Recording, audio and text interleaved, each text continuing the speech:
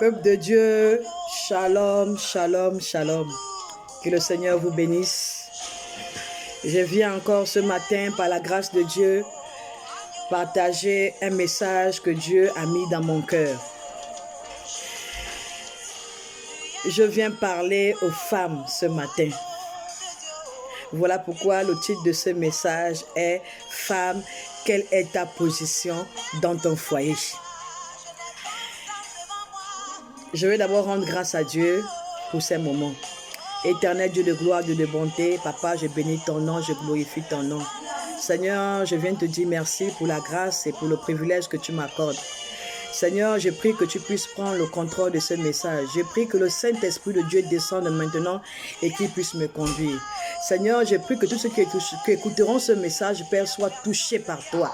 Soient touchés par ce message et que leur vie change. Que toute femme qui écoutera ce message dans son foyer, Seigneur, que sa vie change, que son foyer prenne une autre tournure au nom de Jésus. Amen. Femme, comme je le disais tout à l'heure, le titre de mon message est « Femme, quelle est ta position dans ton foyer ?» Alors nous allons lire rapidement dans Éphésiens 6, verset 21. La parole de Dieu dit « Obéissez les uns aux autres par respect pour le Christ. Les femmes à leur mari comme au Seigneur. En effet, le mari est le chef de sa femme, comme le Christ est le chef de l'Église. Le Christ est le sauveur de l'Église, qui est son corps, comme l'Église obéit au Christ. Les femmes doivent obéir pour tout à leur mari. Femmes, je viens ce matin par la grâce de Dieu partager ce glorieux message avec toi, parce que je crois de tout mon cœur que après avoir écouté ce message, Dieu va faire quelque chose de très glorieux dans ton foyer au nom de Jésus. Amen. Les femmes doivent obéir pour tout à leur mari. Femme, je vais te poser une question. Toi-même, tu vas répondre à cette question. Quelle est ta position dans ton foyer? De nos jours, des hommes se plaignent beaucoup. Les femmes ont un esprit de domination dans les foyers. Cet esprit aussi, ma sœur, je l'avais en moi. Je ne suis pas sainte. C'est la même chose que la Bible nous parle aujourd'hui. J'étais habitée par ces choses. Mais avec la grâce de Dieu, Dieu a permis que ces choses puissent quitter au-dedans de moi. Je ne viens pas pour vous juger. Je n'ai pas le pouvoir de juger quelqu'un. Mais je viens vous partager un message. Afin que Dieu, qui a changé ma vie, change aussi vos vies. Sœur, quelle est ta position dans ton foyer? Il y a des sœurs aujourd'hui, comme elle a beaucoup appris, elle a beaucoup d'argent, pour elle, elle a le dessus sur son mari. Il y a des sœurs aujourd'hui, tellement elle est plus costaud que son mari est petit, son mari est mince, pour elle, elle a le dessus sur son mari. Je viens partager ce message ce matin à toutes les sœurs qui ont encore cet esprit dans les foyers, cet esprit de domination. Sœur, demande au Saint-Esprit de Dieu de t'aider. Parce que lorsque une femme a un esprit de domination, tu ne peux pas avoir un foyer, ma sœur. Tu vas aller de foyer en foyer, de foyer en foyer. Il y a des femmes aujourd'hui, lorsqu'elles font la cuisine, après faire la cuisine, lorsqu'elle termine, elle demande à son mari d'aller se servir sur la gazinière. Ma sœur, quelle est ta position dans ton foyer? Comment tu peux préparer et après préparer, demander à ton mari d'aller se servir sur la gazinière? Lorsque chez toi, tu as une table où tu peux mettre ton mari de la nourriture. Sœur, après avoir préparé, il faut dresser une table et servir ton mari sur la table et assister ton mari pendant qu'il mange. Lorsque ton mari mange, que toi tu n'es pas là, comment ton mari peut-il te dire, chérie, ce repas, je l'ai apprécié. Chérie, ce repas, je n'ai pas apprécié parce qu'il y a eu trop de sel, il y a eu trop de cubes, il y a eu trop ceci, cela. Comment ton mari peut te le dire si toi tu n'es pas présente pour que demain, après-demain, tu puisses faire des efforts pour changer ta cuisine? Comment une femme peut laisser son mari manger seul? Sœur, quelle que soit l'heure que ton mari rentre, tu dois te mettre à table, tu dois te réveiller, venir réchauffer la nourriture et dresser la table à ton mari, quelle que soit l'heure. Et assister ton mari pendant qu'il mange. Et après, vous entrez ensemble. Sœurs, beaucoup de sœurs ont failli dans les foyers à cause de ces petites choses. Tu as besoin d'assister à ton mari pendant qu'il mange. Tu as besoin de toucher à ton mari pendant qu'il mange. Tu as besoin de caresser ton mari pendant qu'il mange, ma sœur. Ton mari a besoin de ça. Il y a d'autres sœurs, tu vas trouver une sœur parce que le mari a mis les enfants du dehors. Ça devient, les enfants là deviennent ses rivales. Ça devient la guerre. Non, sœur. Ces enfants que ton mari a amenés sont tes enfants à toi. Tu dois les éduquer de la même manière. Tu dois les prendre de la même manière. Tu ne sais pas demain après-demain quel est l'enfant qui pourra t'aider dans la vie, ma sœur. Tu dois prendre ces enfants de la même manière. Les donner une bonne éducation. Ce sont tes enfants. Tes enfants aussi sont les enfants de ton mari. Ce sont vos enfants. Pas de différence. Il y a des femmes, quand lorsque un étranger arrive ou un collègue de son mari, il doit automatiquement remarquer que celui-là, c'est l'enfant du mari, celle-là, c'est l'enfant de la femme. Non! Il ne faut pas que cette différence soit dans vos maisons. Sœurs, lorsque quelqu'un viendra chez vous, qui se pose même des questions, est-ce que ces enfants-là, on dit qu'ils ont fait ces enfants-là ensemble? Ce sont les enfants, ils se ressemblent même. Parce qu'il y a des gens même, plus vous restez ensemble, plus vous commencez même à vous ressembler. Tu dois éduquer ces enfants de la même manière. Tu dois les prendre de la même manière, sœur. Il y a des choses qui nous ont fait faillir dans nos foyers.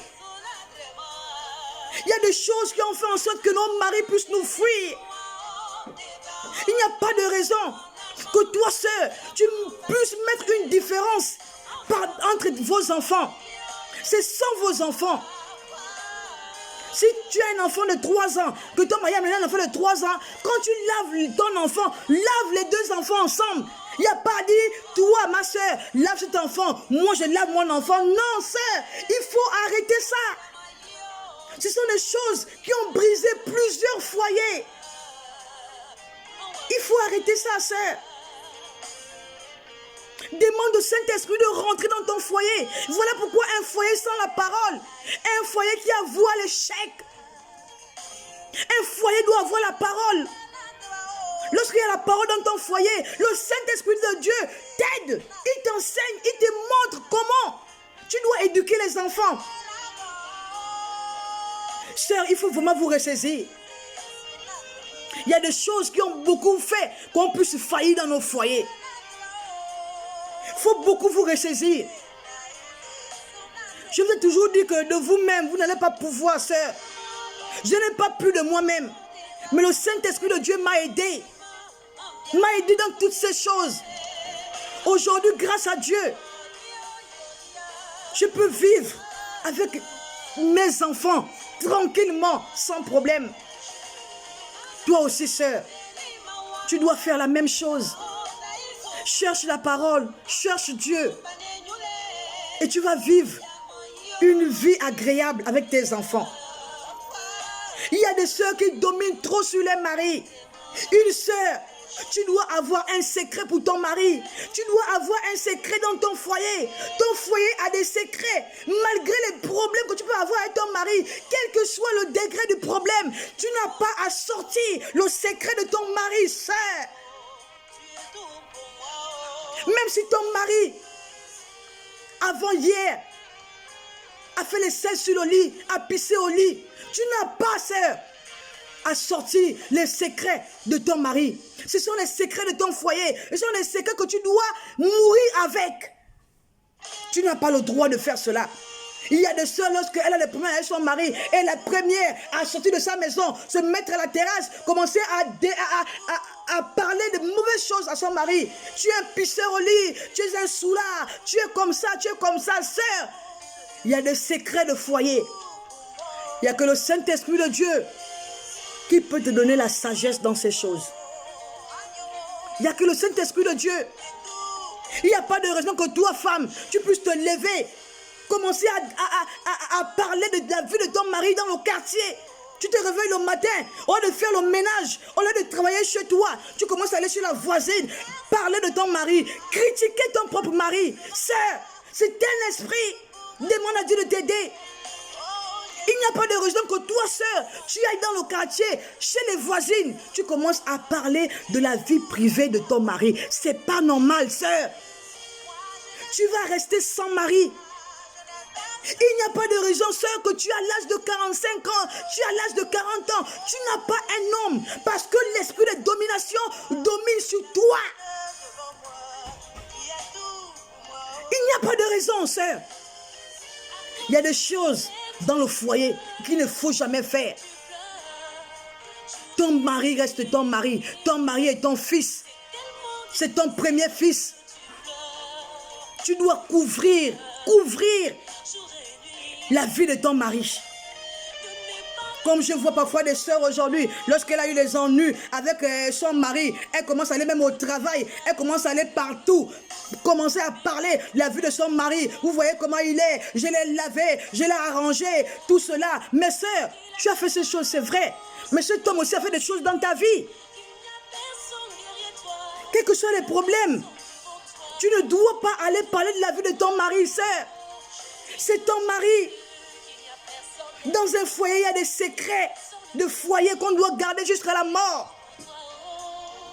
C'est toutes ces choses qui nous amènent à l'échec dans nos foyers.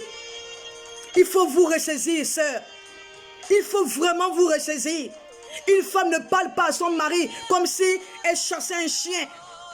Il y a des femmes, lorsqu'elles grondent son mari, une femme ne doit pas gronder son mari. Tu dois être une femme humble. Tu dois être une femme posée. Parce qu'il y a aussi des femmes qui ne sont pas posées. Elle passe tout son temps debout. On ne sait même pas ce qu'elle cherche. Elle ne reste jamais chez elle. Elle passe tout son temps que chez les autres. Elle passe tout son temps que dehors. Tout son temps que dans les bars. Une femme au foyer ne fréquente pas les bars sans son mari. Une femme au foyer reste au foyer. Elle est toujours debout. On ne sait pas ce qu'elle cherche. Après, elle va crier haut et fort. Ma copine m'a pris mon copain. Ma copine m'a pris mon mari. Ce sont les mêmes sœurs qui n'arrivent pas à entretenir leur mari. Ce sont les mêmes sœurs qui se plaignent de ça. Sœurs, il faut vous ressaisir. Il faut vraiment vous ressaisir. Une femme au foyer reste au foyer. Tu n'es pas esclave. Rester au foyer ne pas dire que tu peux pas aller voir les parents, tu peux pas aller te balader avec ton mari. C'est pas l'esclavage. Mais une femme au foyer qui quitte chez elle à 6 heures, elle rentre chez elle à 20 heures. À quelle heure, ma soeur, tu t'occupes de tes enfants? À quelle heure, ma soeur, tu t'occupes de ton mari? À quelle heure, ma soeur, pendant que tu passes toute ta journée dehors? Sœur, demandez au Saint-Esprit de vous aider. Comme moi, il m'a aidé dans mon foyer. Il faut vous ressaisir, sœur. Tu as 45 ans, tu es heureuse. Tu es heureuse que tu n'as pas un homme. Non. Tu ne peux pas être heureuse pendant que tu as 45 ans, tu as 40 ans, tu n'as pas un homme. Et toi, tu es là, tu es contente, tu es heureuse. C'est pas normal, ma sœur. C'est pas normal. Ce sont des choses qu'on se dit que c'est normal. En même temps, c'est pas normal, ma sœur. Tu dois avoir un homme. Dieu a bien dit dans sa parole que l'homme quittera son père et sa mère, s'attachera à sa femme et les deux formeront une même chair. Alors je crois de tout mon cœur qu'il y a un homme pour toi, ma sœur. Dieu a réservé un homme pour toi. Mais quelle est ta position? Quelle est ta position? Parfois, on va crier, Seigneur, Seigneur, j'ai besoin d'un homme. Mais lorsque Dieu voit même que même tes propres enfants, tu n'arrives pas à prendre soin de ces enfants. Tu n'arrives même pas à les servir. Comment veux-tu que Dieu puisse te donner un homme, ma sœur? Change. Change, ma sœur. Change. Comme la parole de Dieu le dit, les femmes doivent obéir pour tout. Il dit pour tout. Les femmes doivent obéir pour tout à leur mari. Le mari est ton chef. Ton mari est ton chef. Tu dois obéir à ton mari. Mais je vois plusieurs femmes. La manière que plusieurs femmes se mettent à servir les hommes de Dieu. Elle ne sert pas son mari comme ça. Mais avant d'aller servir un homme de Dieu, avant d'aller te mettre à genoux pour servir un homme de Dieu, mais sers d'abord ton mari qui est à la maison, ma soeur. Tu ne peux pas aller servir un autre homme dehors. Tant plus que ton mari qui est à la maison, tu as du mal à servir ton mari qui est à la maison. Quand ton mari te demande un verre d'eau, tu sers ton mari de quelle manière? Mais lorsque un pasteur te demande un verre d'eau, tu sers ce pasteur de quelle manière? Je ne parle pas mal contre les hommes de Dieu. Je n'ai pas parlé mal contre les hommes de Dieu. Je dis seulement, aujourd'hui, on voit des sœurs. Lorsque un homme de Dieu demande à la sœur un verre d'eau, regarde comment elle se met à genoux pour pouvoir servir à cet homme de Dieu. Mais regarde la sœur, va chez elle. Va chez elle. Lorsque son mari demande un verre d'eau, regarde comment la sœur balance le verre à son mari. Tu ne peux pas servir le Seigneur sans avoir d'abord pris la ferme résolution de servir un homme. Sers ton mari et ensuite tu serviras Dieu. Ma soeur, il y a des comportements qu'on doit abolir dans nos foyers. Abolir. Ces comportements qui font en sorte qu'on puisse mourir sans un homme à nos côtés. On n'arrive pas à vivre l'amour dans nos foyers parce que plusieurs femmes ont les esprits de domination, les esprits de sirène sur elles. Que Dieu nous délivre de ça. Cherchez le Seigneur, ma soeur. Tu ne pourras pas toi-même. Cherche Jésus. Il va t'aider. Cet esprit de domination, je l'avais en moi, ma soeur. Je l'avais. Quand mon mari était à un mot, j'étais déjà arrivé à 100. Je l'avais cet esprit. Mais aujourd'hui, par la grâce de Dieu, je sais déjà écouter. Lorsque mon fiancé parle, je sais l'écouter. Je sais maintenant aujourd'hui être une femme humble. Mais grâce à qui? Grâce à la parole. Grâce au message de l'heure. Tu as besoin de ce message. Tu as besoin de Jésus dans ton foyer. Tu as besoin que Jésus-Christ soit au centre de ton foyer, afin de vivre un foyer heureux. Sœur, arrêtez de torturer les pauvres hommes. L'homme que tu tortures là, il peut avoir une sœur quelque part qui peut bien recevoir cet homme. Arrêtez de torturer les pauvres hommes dans nos foyers. On doit se ressaisir, sœur. On doit se ressaisir. Il y a une manière de servir un homme. Prochainement, dans la deuxième partie, nous allons encore parler. Saint-Esprit de Dieu va encore nous aider. Je ne vous juge pas, sœur. J'étais comme vous. Mais cherchez le Seigneur. Il va vous aider à vivre un foyer merveilleux. Cherchez le Seigneur. Soyez soumis à vos maris, sœurs. Ce n'est pas l'esclavage. Cherchez le Seigneur. Il va vous aider. Je prie Dieu que la prochaine fois, il puisse encore nous révéler encore plus de choses au sujet de quelle est ta position dans ton foyer. Que le Seigneur vous bénisse, qu'il vous comble. Seigneur, je prie encore, Père, afin que tu puisses toucher le cœur de ces femmes. Que toute femme, Père, qui a un esprit de domination, Seigneur, enlève cet esprit. Que cette femme puisse vivre l'amour dans son foyer. Que lorsque ces femmes écouteront ce message, qu'elles soient touchées et qu'elles se ressaisissent, Seigneur. Fais grâce à ces femmes comme tu m'as fait grâce à moi, Jésus. Je bénis encore ton nom. Que la gloire, l'honneur te reviennent. Au nom de Jésus, j'ai prié. Amen.